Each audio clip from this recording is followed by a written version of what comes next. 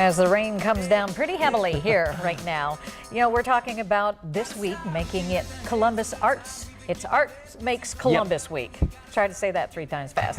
Many local artists and arts organizations call Columbus home, of course. And here to talk about their organizations and a unique event coming up this weekend is Brandon Anderson and Rich Corsi. Good to have you guys. Hello. Hi, guys. I mean, when you think of arts in Columbus and shows, obviously Shadowbox is right up there at the top. Brandon, talk about where it's at right now, Shadowbox. Even you had the move some years ago. Right. But what's so exciting about this time with Shadowbox? I think this time with Shadowbox, we're really coming into our own as an incredibly diversified entertainment option. You know, if you've heard of Shadowbox before, you know us for sketch comedy and rock and roll. Over the past decade, we've been developing original works like dance theater and metamedia productions where we fuse visual art and dance and rock music all together into these different experiences.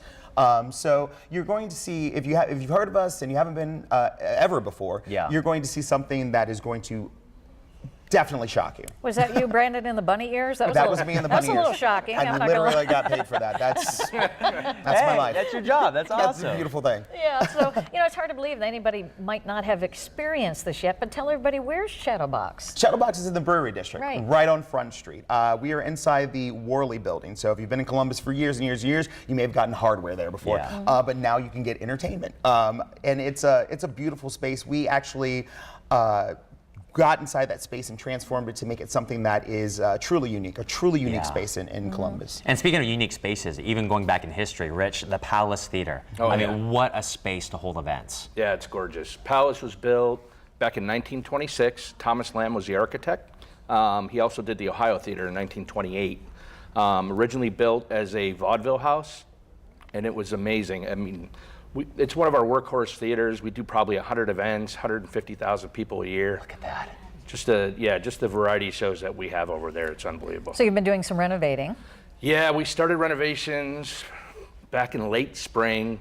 Everything from the 60-foot high ceiling to the main floor is being touched. I went for the first time last week, and I didn't even recognize it. Wow. I've been at Kappa for 30 years, and I was just amazed at just the renovation on it. We've got a vice president of theater operations, Todd Bemis, who is one of the top people in the country that does this. As folks who've been to the Ohio and the Southern and the Palace, you know they're beautifully restored theaters. So. Well, I know you're helping getting the community involved. Talk about the event happening this weekend. Do you want to start? Oh yeah, sure. Okay. And that's the Open Studio and Stage event where you have an opportunity to come back or come into our spaces and see a real artistic venue in operation.